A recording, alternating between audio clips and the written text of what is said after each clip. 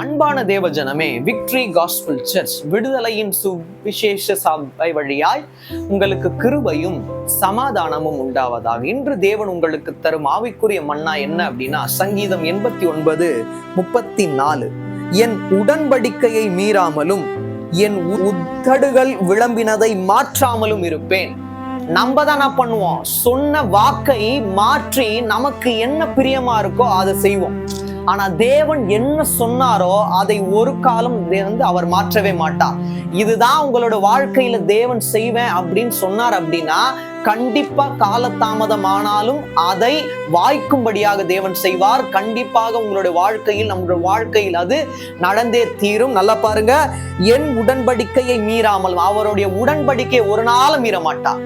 உன்னை ஆசீர்வதிக்கவே ஆசீர்வதித்து உன்னை பெருகவே பெருக பண்ணுவேன் சொல்லிட்டு அவருடைய உடன்படிக்கை இருக்குமானால் அதை ஒரு நாளும் மீற மாட்டார். அதன் பிறகு என் உதடுகள் விளம்பினதை மாற்றாமலும் இருப்பேன். இந்த வசனத்தை நீங்க எப்படி புரிஞ்சுக்கிறீங்கன்னு எனக்கு தெரியல.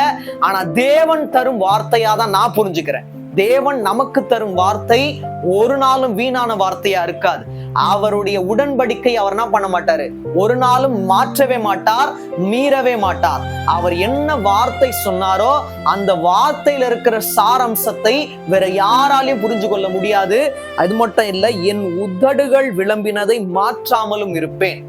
அவர் என்ன அவருடைய வாயினால் சொன்னாரோ அதை அவர் மாற்றவே மாட்டார்.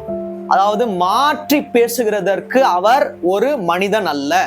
அவர் அண்ட சராசரத்தையும் படைத்த ஆண்டவராகிய இயேசு கிறிஸ்து உடன்படிக்கையை மீற மாட்டார். அவர் உதடுகள் விளம்பினதை மாற்றவும் மாட்டார். அது போல நாமும் இருக்கணும். நம்ம ஏதாச்சும் சொல்றோமா, தேவனுடைய வார்த்தையை பெற்று நம்ம அந்த வார்த்தையை சொல்லும் போது அதை மாற்றாமல் இருக்கணும். நான் அப்படி பேசுறேனா அப்படின்னு சொல்லவே கூடாது. நம்ம பேசினா அது தேவனால் ஏவப்பட்டு பேசுகிற வார்த்தை, அது ஒரு நாளும் மாறாது. நீங்க சுயமாய் எழுதி பேசுகிறதல்ல, தேவனிடத்திலிருந்து பெற்று நீங்கள் பேசும்போது அந்த வார்த்தை நம்மளோட வாழ்க்கையில், கேட்கிற யாவரோட வாழ்க்கையில் மாறாமல் இருக்கும். அந்த உடன்படிக்கையை தேவன் மீறாமல் இருப்பார். தேவன் தாமே உங்கள் யாவரையும் மென்மேலும் ஆசீர்வதிப்பாராக. ஆமென்.